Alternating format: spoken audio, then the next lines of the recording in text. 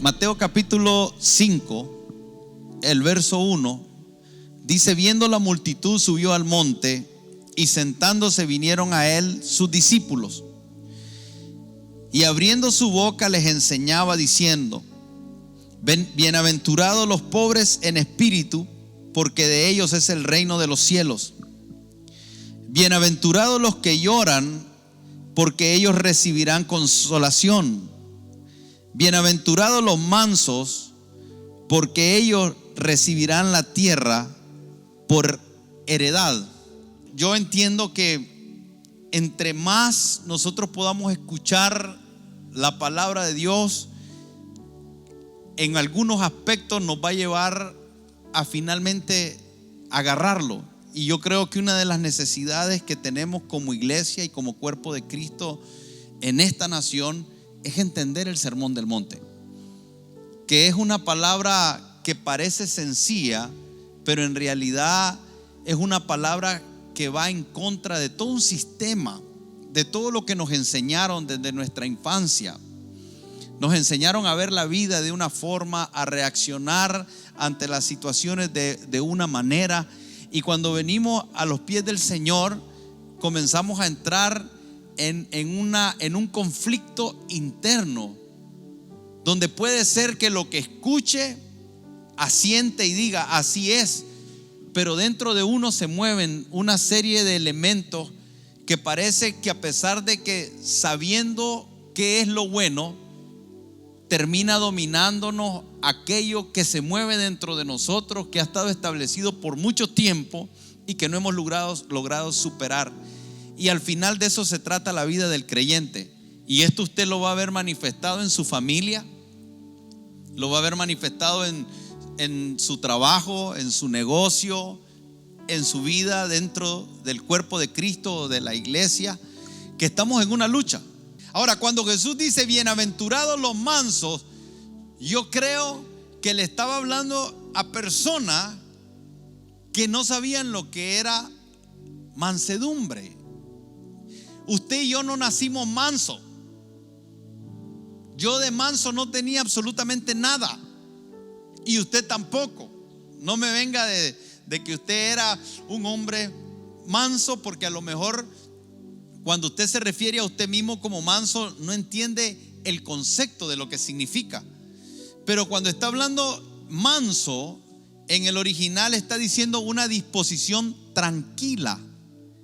Entonces, si yo lo dejara en una disposición tranquila, entonces usted mira a alguien que cuando camina tranquilo,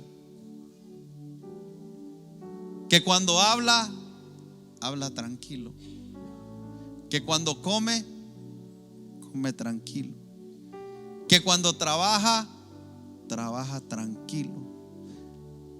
Si usted lo deja ahí, entonces usted comete el error de creer que alguien que tiene una actitud externa es manso, porque es tranquilo. La gente dice es tranquilo, entonces le puede llamar manso. Pero no solamente significa eso, significa alguien manso tiene que ver con una persona equilibrada, que mantiene sus emociones bajo control. Y eso es otra cosa, porque cuando usted mira a alguien que simplemente aparente estar tranquilo, usted no sabe lo que está pasando dentro. Entonces, el ser manso primero tiene que ver con algo interno que tiene una manifestación externa. Pero usted puede ver algo externo y no estar ocurriendo interno. Eso es religión. Y puedo decir esto desde esta perspectiva. Hay muchas personas que aprendieron a controlarse en no darle desenfreno a lo que están sintiendo adentro, pero no lo han dejado de sentir. Entonces lo que se pusieron es límite. Ahora déjeme darle un ejemplo de eso. Hay hombres que en su trabajo, cuando están tratando con las personas a su alrededor, como saben que es su jefe o tiene una posición de alto nivel, o como sabe que si hay un maltrato a un subordinado, lo pueden llamar a recursos humanos y despedir, entonces él aprende a dominarse y se pone límites. Pero cuando él está en aquellos lugares donde no tiene que cuidar nada, entonces termina de demostrar quién es verdaderamente. Una persona así no necesariamente es manso, sino que supo controlar algunas cosas, pero en realidad no ha desarrollado mansedumbre, porque el que desarrolla mansedumbre es manso donde quiera que va.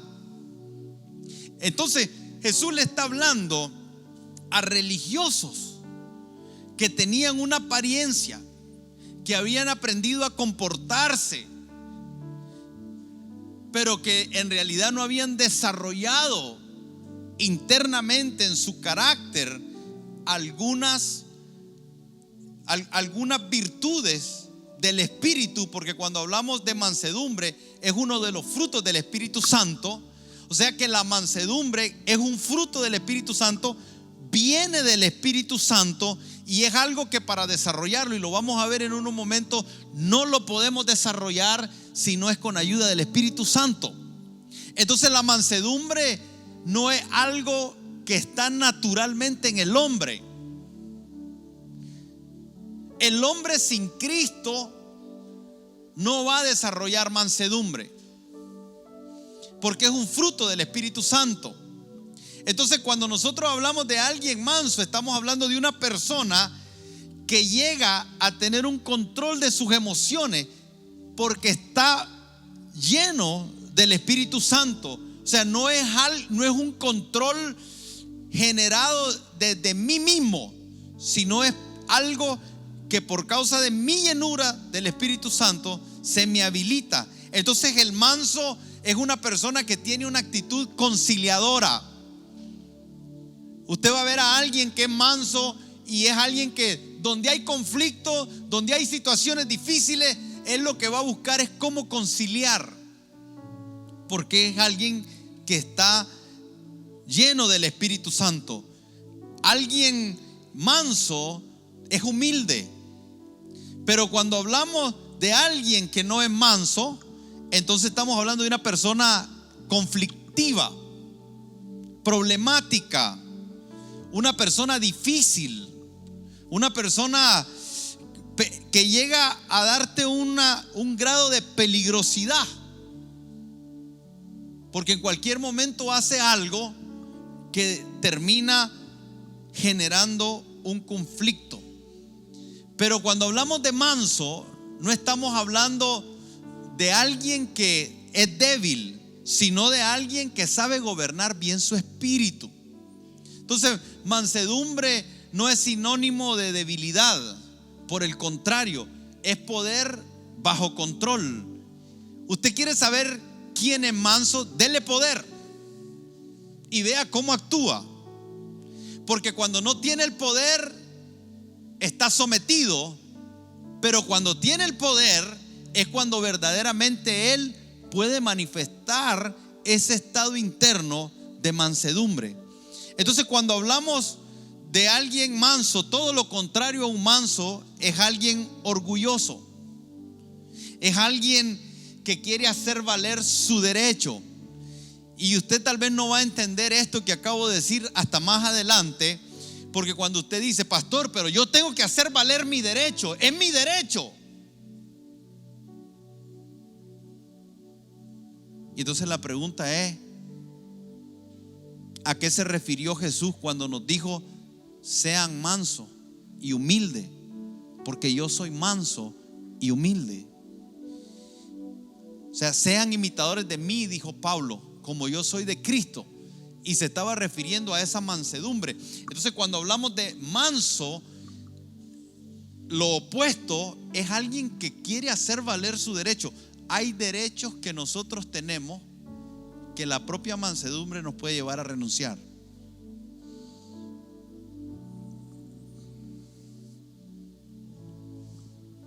Porque cuando hablamos de alguien que no es manso es alguien que le cuesta perdonar.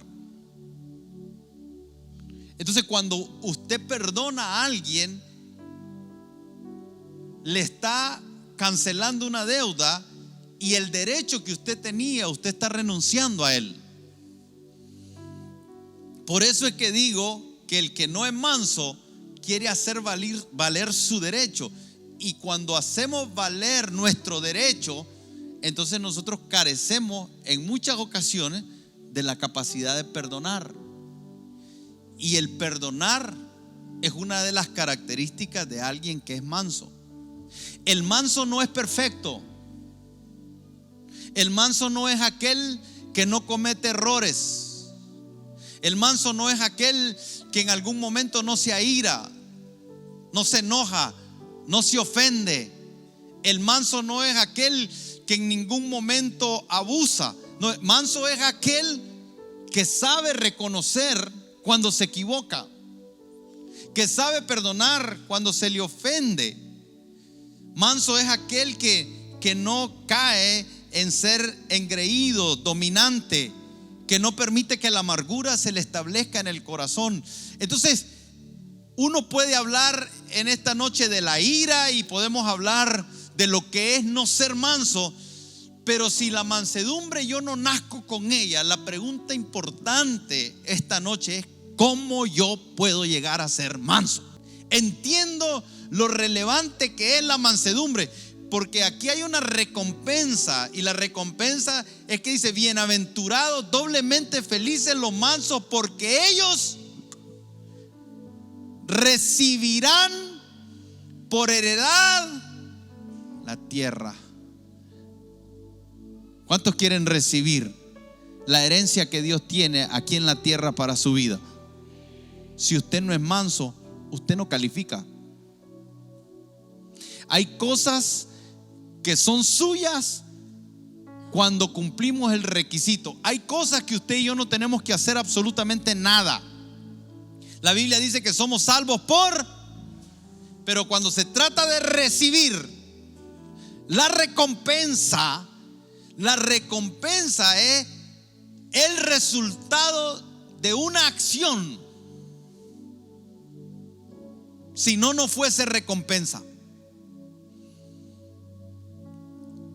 Entonces el Señor está diciendo: hay una recompensa para los mansos, y esa recompensa es que van a heredar la tierra una vez que entienden la mansedumbre. Entonces yo estaba pensando en esto, y hoy me hacía la pregunta uno de los pastores y me decía: pastor, pero ¿qué tierra va a recibir por heredad? ¿Qué es lo que va a tener? Entonces uno puede comenzar teológicamente a hablar y decir: no, cuando venga la tierra nueva y el cielo nuevo, nosotros los santos vamos a heredar esa tierra.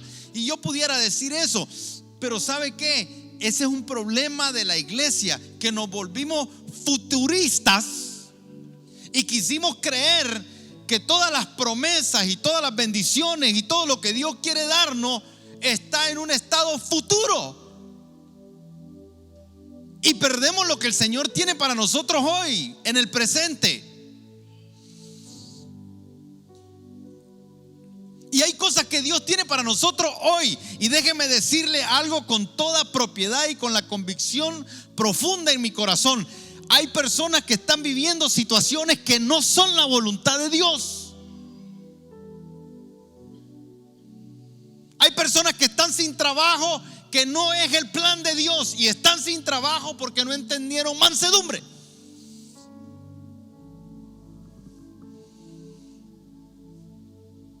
Hay matrimonios que están a punto del divorcio. Los hijos están en caminos de perdición y no es la voluntad de Dios, pero no hemos entendido mansedumbre.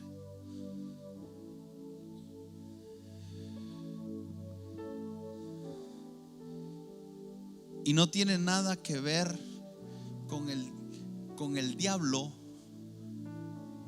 porque si el diablo, nosotros no le abrimos la puerta, hay cosas que jamás él puede tocar.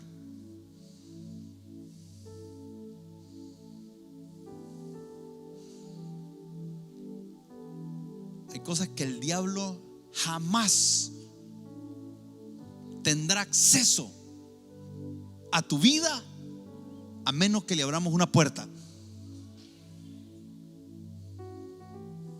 Y la iglesia tiene que comenzar a tener un entendimiento y no vivir en temor, pero tampoco creer que si nosotros vivimos mal no hay consecuencia. Entonces yo quisiera darle 3 herramientas quiero hablarle de 3 formas que usted puede desarrollar mansedumbre. ¿Cuántos quieren desarrollar mansedumbre? Le voy a decir dónde comienza. Santiago capítulo 1, el verso 19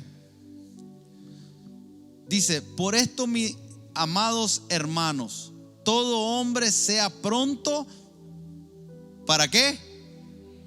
Tardo para airarse, porque la ira del hombre no obra la justicia de Dios. Por lo cual, desechando toda inmundicia y abundancia de malicia, recibid con mansedumbre la palabra implantada, la cual puede salvar vuestra. Ahora yo quiero que usted vea esto, porque aquí comienza todo, con la capacidad que usted tenga de recibir la palabra de Dios. Recuerde que le dije que lo contrario a mansedumbre es arrogancia. O sea, el arrogante es sabio en su propia opinión. Entonces, ¿cómo yo puedo desarrollar mansedumbre cuando la mansedumbre se trata de conciliar, cuando la mansedumbre se trata de aprender a perdonar, cuando la palabra mansedumbre se trata de alguien que es tierno, afable, amable? Entonces, ¿cómo yo puedo llegar a ser manso y entender lo que tiene que ver con el perdón y entender lo que tiene que ver con la actitud reconciliadora, si cuando estoy en medio de una circunstancia, lo menos que yo quiero, cuando se me ha abusado un derecho, cuando se me ha hecho algo injusto, lo menos que yo quiero es que me digan que tengo que conciliar? Lo que yo quiero es que se me otorgue, se me regrese lo que se me ha quitado. Lo menos que yo quiero cuando se me ofendió es buscar cómo conciliar. Lo que quiero es que me pidan perdón. Es lo menos.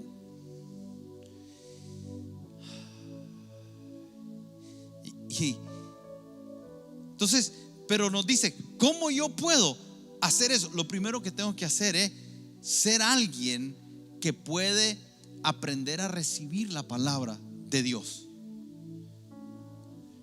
Y ahí nos vamos a dar cuenta de cuántas veces nosotros, a pesar de que somos cristianos, pudiéramos no estar recibiendo la palabra de Dios. Hemos escuchado a cristianos decir: yo no puedo perdonar eso, pastor. Y no importa cuánto le enseñas a través de las escrituras que hay que perdonar, en su mente y en su corazón ellos creen firmemente y no están dispuestos a renunciar, no están dispuestos a no seguir actuando de esa manera porque están aferrados a algo. Entonces nunca se va a desarrollar el carácter de Cristo. Y por eso es que nos dice, tienen que recibir la palabra. ¿Cómo comienzan? Desechando toda inmundicia, dice. O sea, poniendo aparte toda inmundicia. Ahora, cuando está hablando de inmundicia, esta palabra desechando y esta palabra, que la palabra implantada, lo que está dando a entender aquí Santiago es como un jardín grande.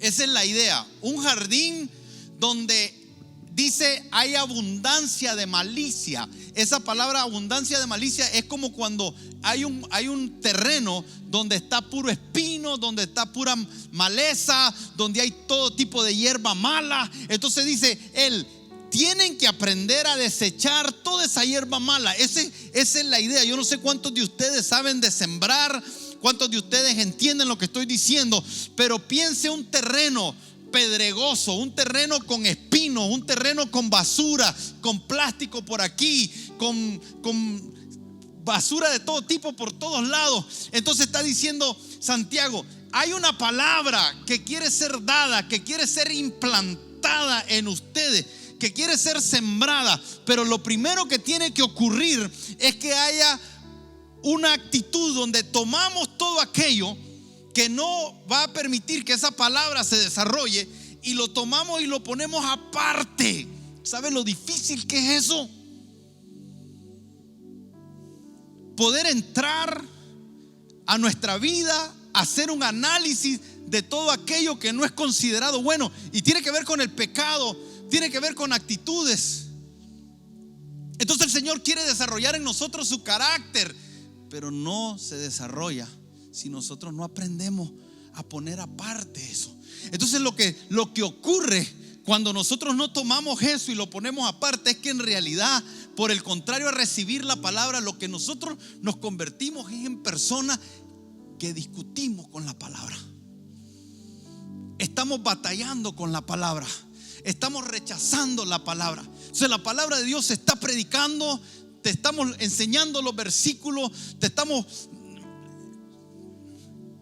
pero hay gente en el corazón que está simplemente diciendo, eso no me parece, eso no lo recibo.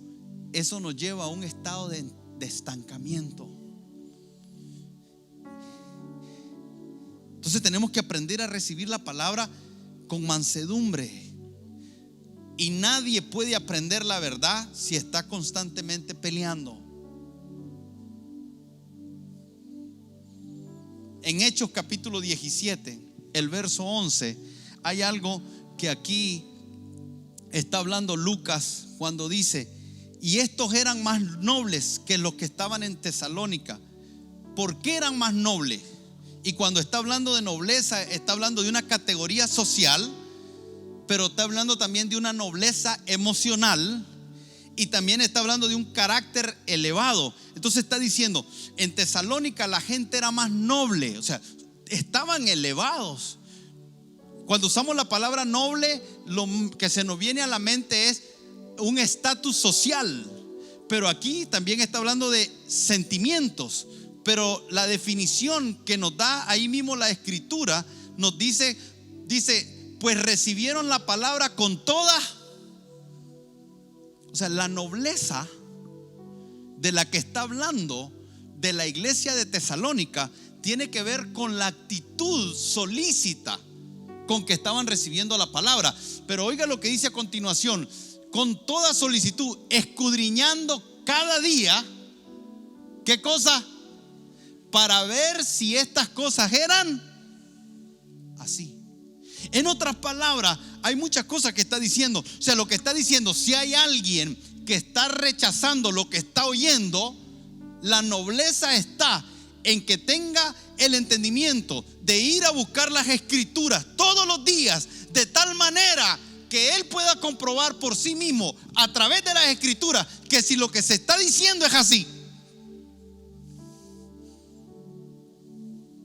Y eso es un arma de dos filos, porque por un lado lo que está diciendo es: ustedes tienen que protegerse de lo que escuchan, y eso es ser noble, eso es ser elevado.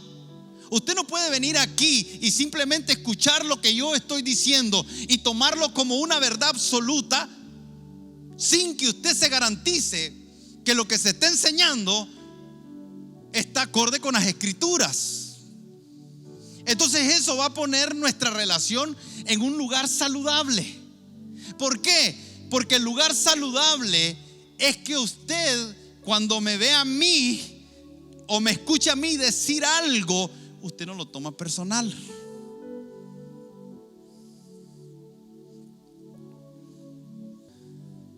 Entonces, si usted quiere ser manso, usted comienza su mansedumbre escudriñando las escrituras. Por eso es que dice: en aquel tiempo respondiendo Jesús dijo: te alabo, Padre, Señor del cielo y de la tierra, porque escondiste estas cosas de los sabios y de los entendidos y las revelaste a los niños. Sí, Padre, porque así te agradó. Todas las cosas me fueron entregadas por mi Padre, y nadie conoce al Hijo sino el Padre, ni al Padre conoce a alguno sino el Hijo, y aquel a quien el Hijo lo quiera revelar. Entonces parecería ser que hay algunas cosas que Dios quiere revelarle a unos, que no quiere revelarle a otros. Pero Él dice: venid a mí todos los que estáis trabajados y cargados, y yo os haré descansar. Llevad mi yugo sobre vosotros y aprended de mí, que soy manso y humilde. Entonces nosotros vamos a ver que aquí Jesús está hablando de dos tipos de personas: los sabios, que ese término sugiere una sofisticación, es aquel que tiene más inteligencia, más educación que los demás. Entonces está diciendo: no es malo tener más educación, no es malo ser más sofisticado, no es malo ser más inteligente. El problema es cómo manejamos eso. ¿Cómo manejo mi educación? ¿Cómo manejo mi inteligencia? Dice: hay personas que son altamente inteligentes y que son altamente educados, pero también dice: hay algunos que son entendidos, que son sagaz. Entonces está hablando de personas que desarrollaron una capacidad de sagacidad, de inteligencia, de sabiduría humana, que ya no pueden ser niños. Y entonces no es Dios el que los descalifica, son ellos que se descalifican a sí mismos. Y entonces Jesús está mencionando a esto y está diciendo: o sos sabio y entendido a un grado que ya no podés ser niño para recibir el reino de Dios como Dios lo muestra, y eso te va a impedir entrar en esa dimensión de revelación que Dios quiere darte. Y por eso la siguiente palabra es: sean niños y venid. Esa palabra venid significa confiar. O sea, no es solo un llamado, vengan. No es solo un llamado de vengan. Lo que está diciendo es: ¿puedes confiar en mí? ¿Puedes confiar en mí? Tú que estás trabajado y tú que estás cargado. Ahora, esa palabra trabajado, en la primera referencia que nos habla, es de un judío que está bajo el yugo de la ley. Jesús le está diciendo: ustedes que están bajo el yugo de la ley están trabajados, están cargados. Pero también significa a alguien que está aplastado por el peso del pecado y la culpa en el corazón. Entonces alguien que se siente que no puede levantarse. Dice: tú que estás ahí, ven a mí. Y ahí es donde necesitamos volver a las escrituras y aprender. Esa palabra aprender significa ir a la escuela. Eso es lo que significa. Entonces usted y yo estamos en la escuela de la vida. Usted puede ver su vida como una escuela. Lo que sea que estés viviendo, estás en una escuela en la cual el Señor quiere que aprendas mansedumbre.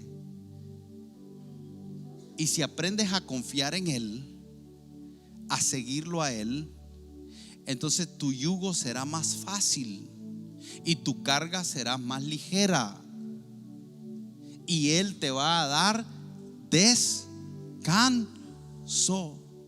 La mansedumbre te lleva a heredar la tierra, pero también te lleva a aprender a descansar y a confiar en Dios.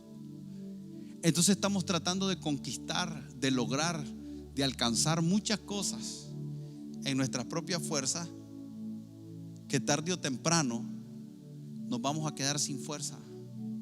¿Y por qué esperar hasta quedarnos sin fuerza para acercarnos a Él? ¿Cuántas veces usted y yo hemos terminado rindiendo cosas después que lo intentamos hacer a nuestra manera? Y cuando lo rendimos, las cosas caminaron. Y uno dice: ¿por qué no lo hice antes? ¿Por qué no me di cuenta antes? ¿Por qué no se me reveló antes? Porque hay algunas veces que hasta que no tenemos fuerza vamos a entender, y no necesitamos llegar ahí. La mansedumbre es esa actitud del corazón que dice: Señor, yo no quiero seguir peleando contigo, quiero conciliar todas las cosas contigo. Y si estoy equivocado, renuncio. Y si me estoy desviando, renuncio. Y si estoy peleando contra tu palabra, renuncio. Quiero que mi corazón sea un lugar donde sea fértil, que tu palabra pueda entrar a mi corazón de una manera fácil.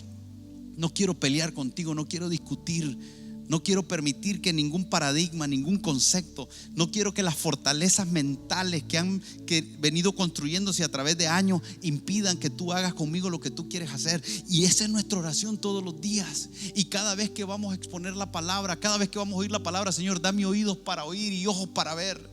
Y dame un corazón contrito y humillado, Señor, humilde de corazón, porque yo quiero heredar todo lo que tú tienes para mí. Y de ahí para allá, preparémonos para escuchar el sermón del monte. Preparémonos para enfrentar la vida con esa simpleza que Jesús nos enseñó, pero que nos dijo: en esta simpleza hay bienaventuranza. En esta simpleza pueden encontrar la felicidad, pueden encontrar el gozo, pueden encontrar el deleite que están buscando. Pero que mientras ustedes sigan rechazando lo que yo les estoy dando, por el contrario a ser más felices, se verán frustrados, cansados, agobiados. Y el deseo mío, dice el Señor, es que ustedes aprendan a descansar, que ustedes encuentren reposo en mí. Por eso Él está haciendo un clamor y dice: vengan a mí.